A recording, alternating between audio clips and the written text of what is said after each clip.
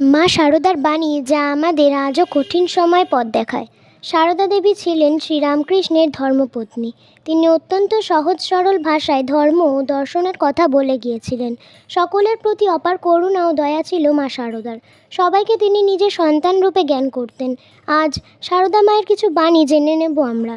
তিনি অত্যন্ত সহজভাবে জীবনের কঠিন সমস্যা সমাধানের পথ দেখিয়ে গিয়েছেন।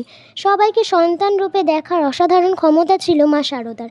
সমাজ যাকে দূরে ঠেলে দিত তাকেও আপন করে কাছে টেনে নিতে পারতেন তিনি বলেন, আমি সত্যেরও মা, অসতেরও মা।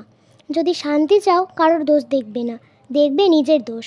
জগৎকে নিজের করে নিতে শেখো, কেউ পর নয়, সবাই আপন। ভাঙতে সবাই পারে, গড়তে কজন পারে। নিন্দে ঠাট্টা করতে সবাই পারে, কিন্তু কি করে যে তাকে ভালো করতে হবে তা বলতে কজন পারে।